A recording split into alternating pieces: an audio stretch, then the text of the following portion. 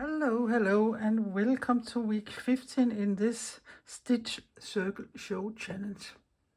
My name is Lisbeth, and I'm a Danish abstract mixed media artist who likes to do all sorts of things. So look at the playlist for different things that interest you. And also I would say, and I know I keep saying this every time, and for those of you who are following this project, bear with me.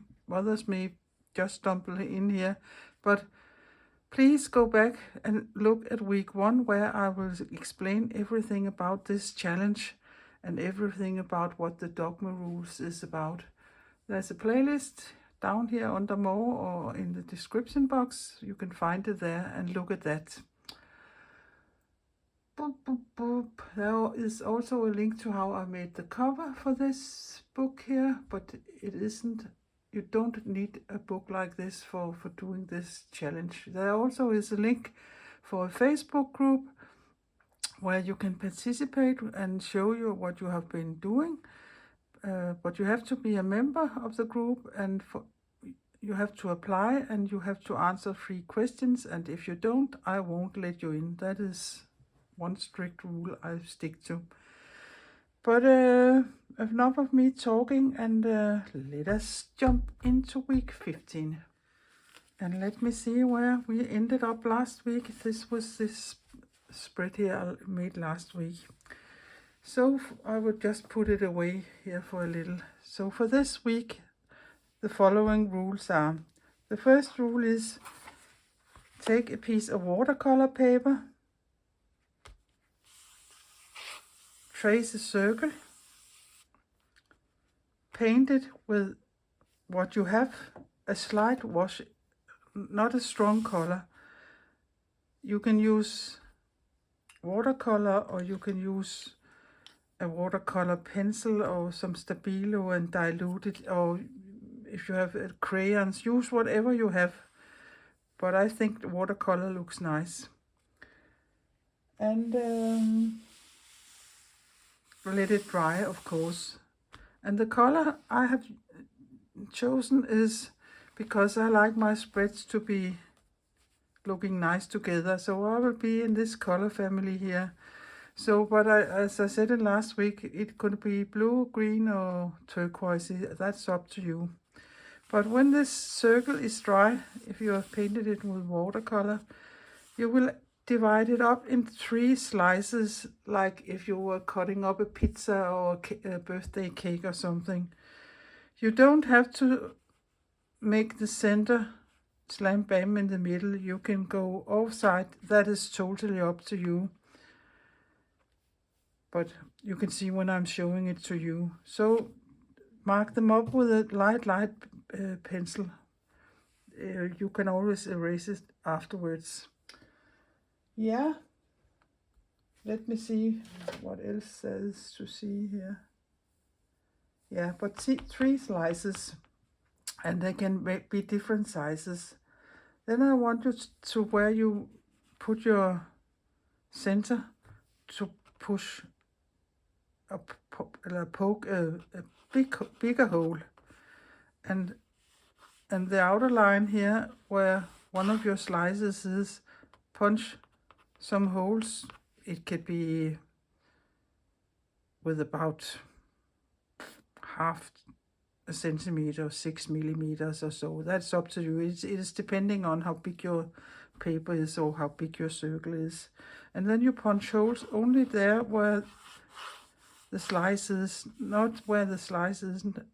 No holes there. So there would be holes 3 different places. And then we have to make the warp.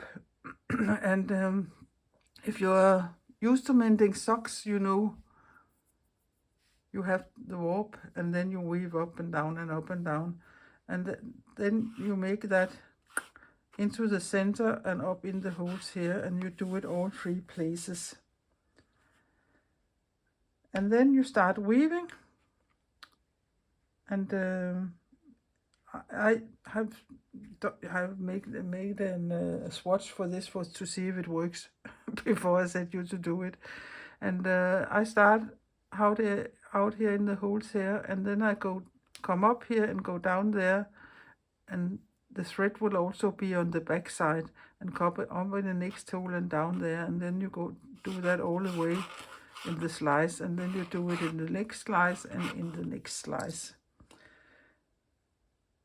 And then you start weaving in here, over, under, and turn for every time. And you can go as high up as you want to the outer line of the circle. That is totally up to you. How much you will press the weft together is also up to you.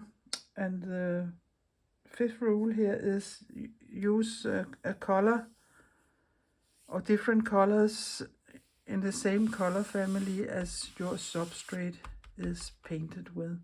So that will mean I will use the same colors as last week, these ones, and I have chosen this turquoise one here. That is the 5 rules, and I will of course put them in the description box below. And it sounds a little much when I'm talking about it here, but I'm sure when you start doing it and see what I'm doing, it isn't very difficult.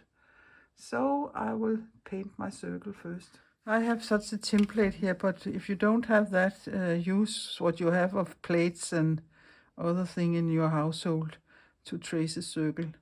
And my watercolor paper here is about 13.5 centimeter by 13.5 centimeter.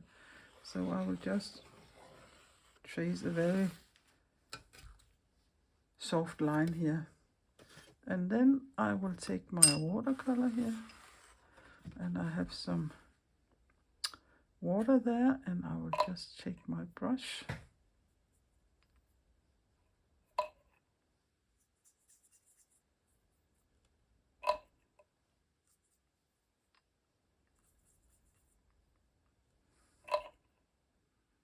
Yeah, perhaps it's a little different in the color, but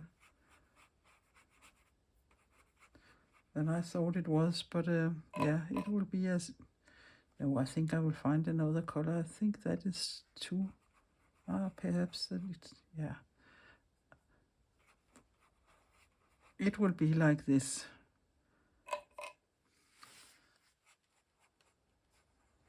And this is what I mean about a light wash. I don't want it to be totally dark, because then I won't be able to see the threads.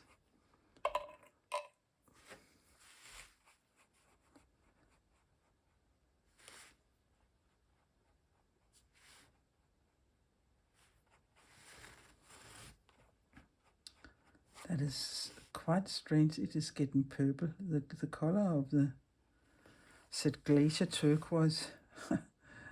Yeah, but perhaps it is like Forrest Gump. Life is a box of chocolate. You never know what you get. The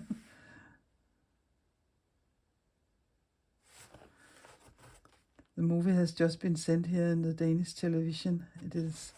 I saw it when it came out many moons ago, and I really liked it, and I really liked it again.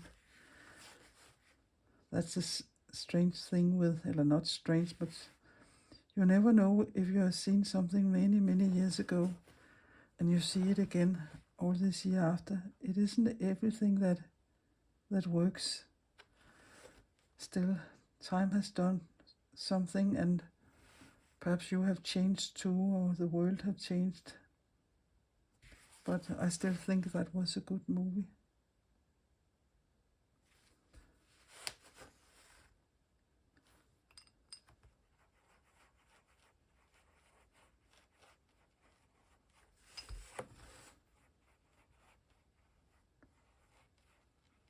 So I will just paint this all up and let it dry and be back. Even though I think it is a lovely color, and I really like this here with this granulation, but it doesn't fit to my other page. So I have painted another one, and that went much better. So now I will let them dry and we can go further. And this one I will save. Perhaps we can use it another week for something, because it's a lovely color.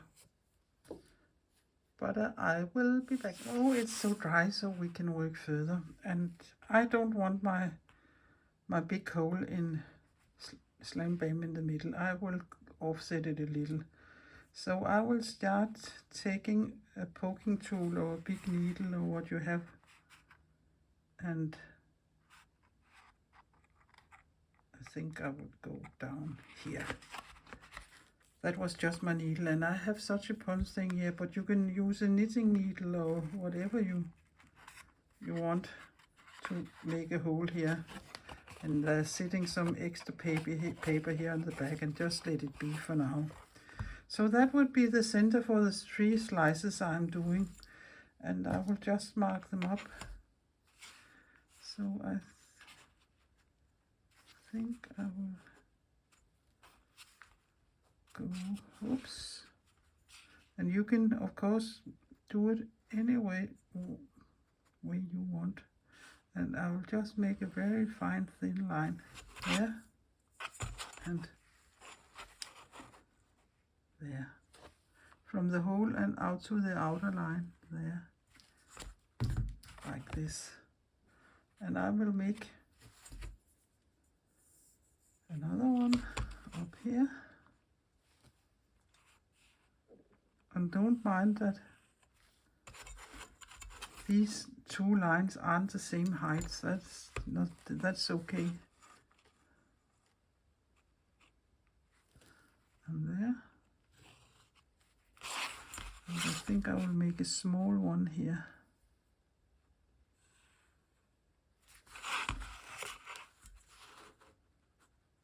Like that. So now you have 3 slices of your cake, 1, 2, 3.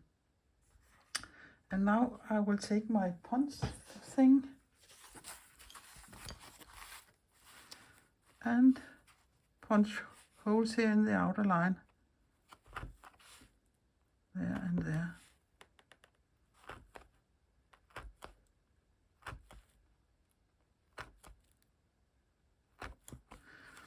In 1, 2, 3, 4, 5, 6, 7. Yeah, that's fine. So let us see if we can squeeze 9 in here. 1, 2, 3, 4, 5, 6, 7, 8. Yeah, and 9. It is easiest to have an uneven number of holes. You don't have to, but it's easier when you start weaving, because you always, no matter if you're coming from the left or the right, you always go the same way. And let us punch some holes here.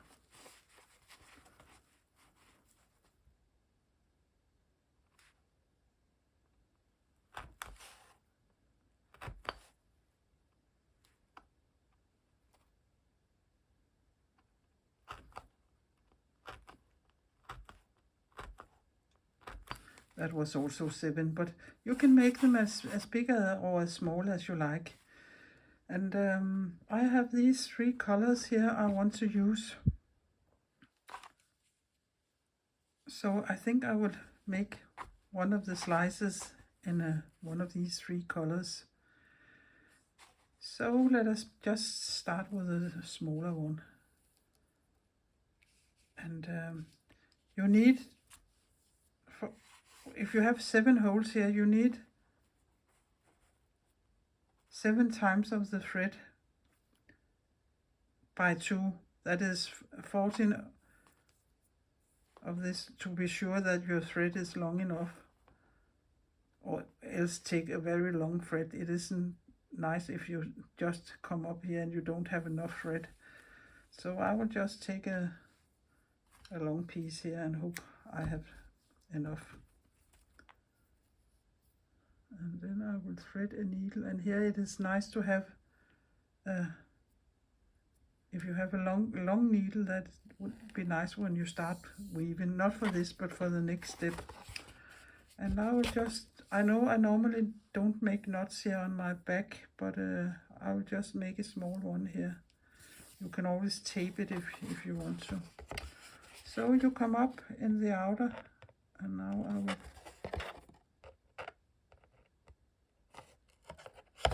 remove this ugly color one.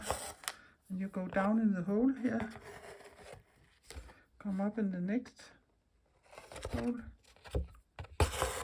there, and down.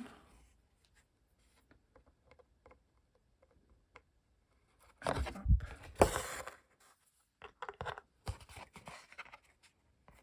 Like this. Up again. If you don't have this heavy kind of watercolor, I think this here is over 400 GSM. You could use 300 GSM, or you can use a piece of heavy cardstock or cardboard, or use what you have if you don't have what I'm using. And that goes for everything I'm doing here. I don't expect you to fly out and buy watercolors or new stuff to be in this challenge. That's not the meaning. Here. And try not to let them overlap here, and try to make them so you can, it's like playing the harp.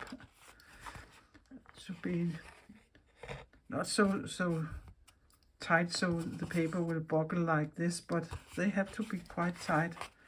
And now here I will take a piece of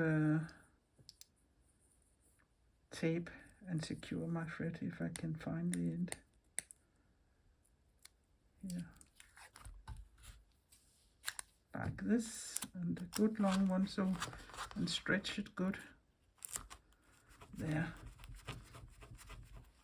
And I will just cut that off. And now you have what is called the warp. So now we will start the weaving. So now we're on to the weaving, and I can see it buckles a little, but it will be flatter when we start working on it. I've just come up between the first two lines there, or the threads there, and I like to use the eye of my needle instead of the pointy thing, but that's just me.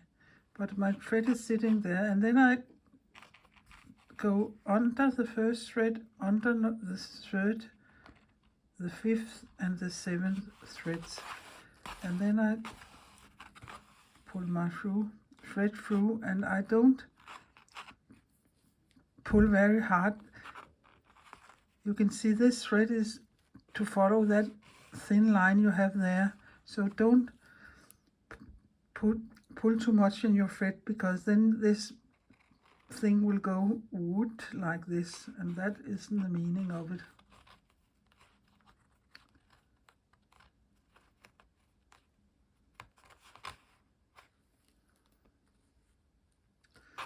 And I think I've done it wrong as far as I can see. So here is it. No, I haven't. That is just because these are so close.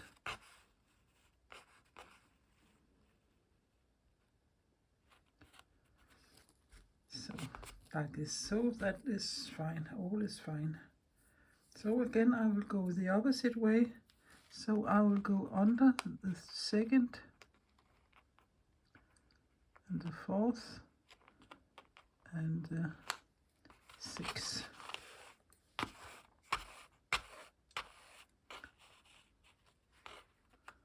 Like this.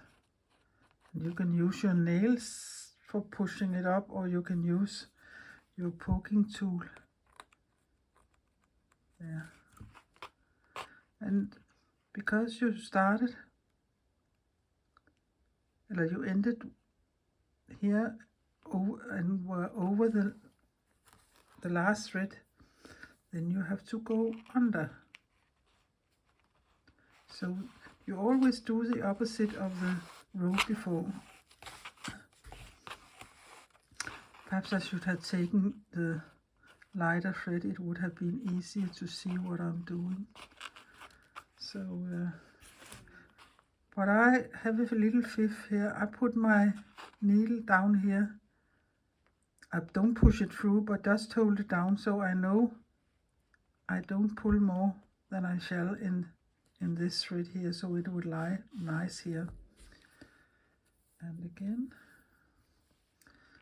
for those of you who are used to mending your family's socks, or probably knows all this. It isn't difficult, it is just yeah, you have to fiddle a little around there.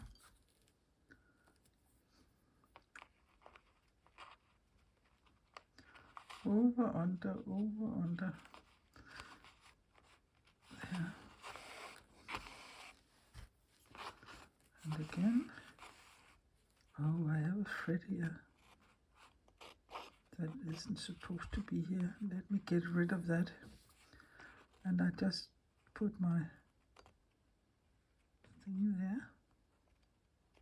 And you can see it lies nice. So,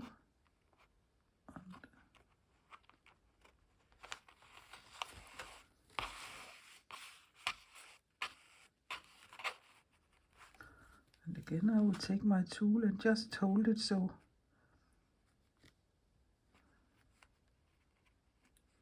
I don't pull too much in my thread. And I will go as close as I can to the outer line here.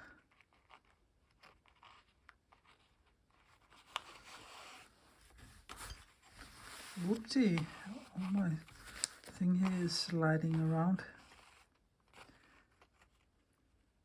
Like this. And again.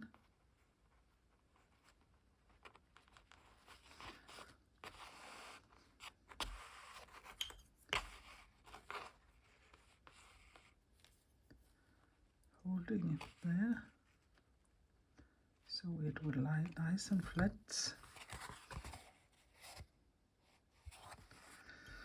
Oh, I think it looks very nice. So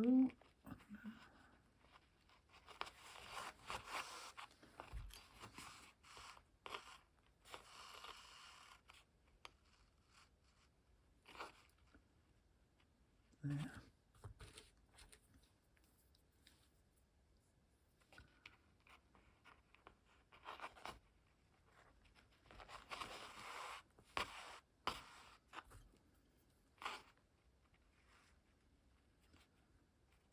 And it is so nice here because my thread is a variegated thread, so you can really see the colors changing here, and that I think looks very nice. And I also think you can see why it is important that the warp isn't some loose dangling threads, that they are quite tight, so they still sit there nice and flat and not is going like this.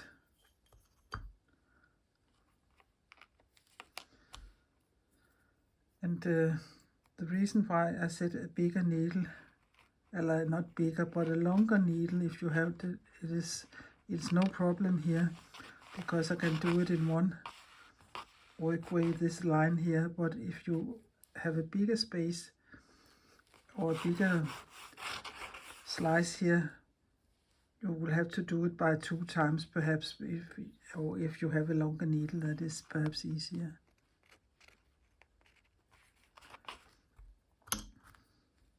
But I think you can see what it is I'm doing.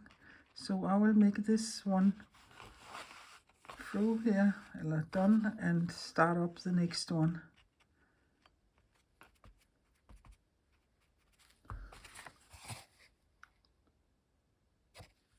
Before I start another slice, I will just show you how I will end this one.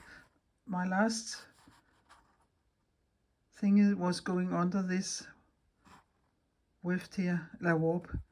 So I will just go over it and go down in the paper here, like this. And that is all. And then I think it looks nice if I do some, Now I will have to take you a little up again. If I just do some back stitches here, so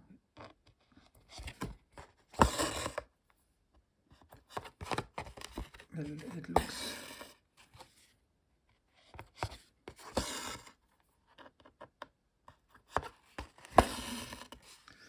but it is up to you how close you will do with your weaving or how loose you will make it.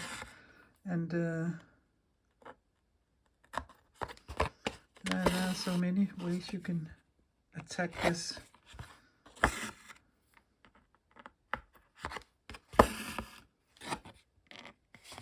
It is a quite heavy thread, this one, compared to what I'm usually using. So I think that looks very nice with that. So I will just tape that down and then I will start a new one. So done with the 2 first slices, and you can see if you do it and not pull too much in your thread here when you start weaving, your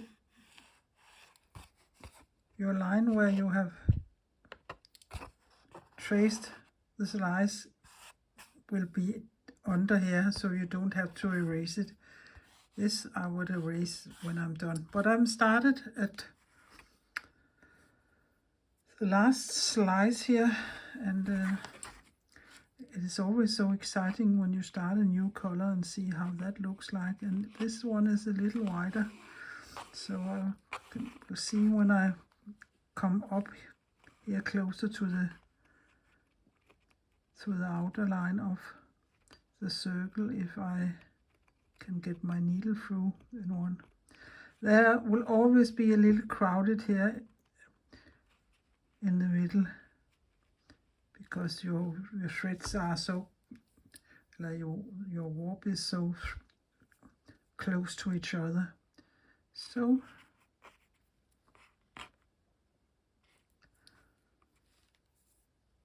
it is just working my way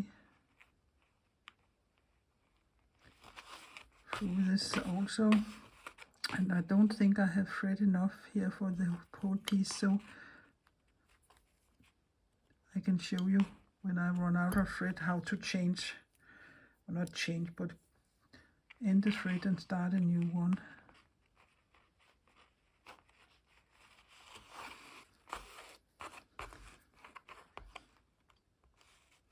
It's a nice little job doing this, I think.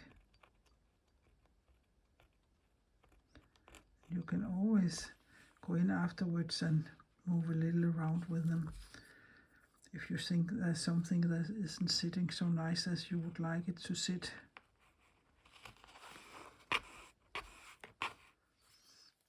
Again, I will just hold it there.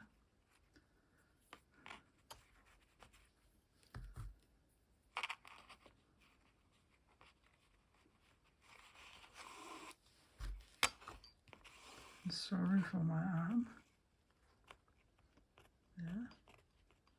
And now there's a little more room here because there will be more space between the warp. But I will continue until I run out of thread, and then I can show you how I will put a new thread in my weaving here.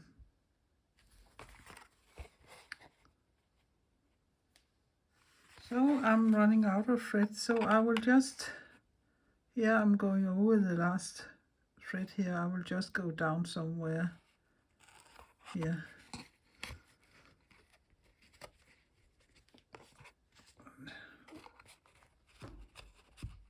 Yeah, that is a bit tough, there it is. And just remove my needle. Do it like this, and then I will take a new thread and come up somewhere else, not in the same hole, but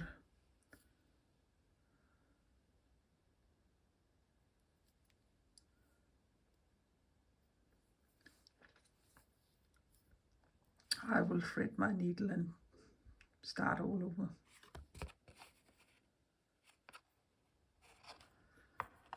So I will start over at the other side, and you can see I have to come over here. So I will just pre-punch a hole here and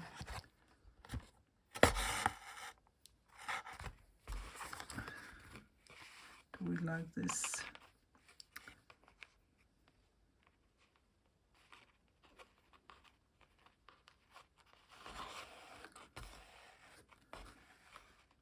And then you're going again. That wasn't so difficult. So I think I will see how far this thread goes or how close I can get to the outer circle. But it is just to continue. And now I've used my poking tool again, but you can use your poking tool for this here. And if you don't know what this is, look at week 2. There I explain how you can make your own like this one here.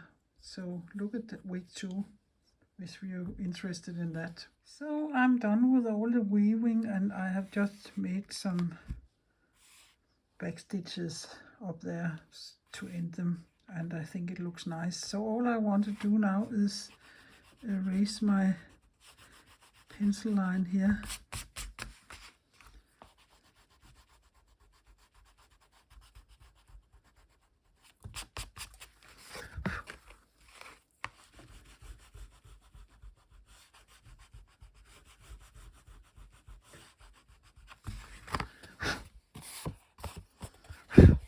I think it is quite fine. So I have my book here, and I have already written the Dogma Rules there, and now it's the time. Which way do I want it to look? But I think this is the nicest way to sit. So I will just take my double-sided tape here, and again, if you have so many pages in your book, so you can put an embroidery on every page and nothing on the back of it, you can sew it on instead of me who is gluing it on with this double-sided tape. That is up to you. And of course you don't have to put it in a book at all. You can put it in a box, and you can make a scroll, or you can sew it onto an old sheet, or you can buy a sketchbook. Yeah, there are so many things you can do. But now is the time where I will be standing up.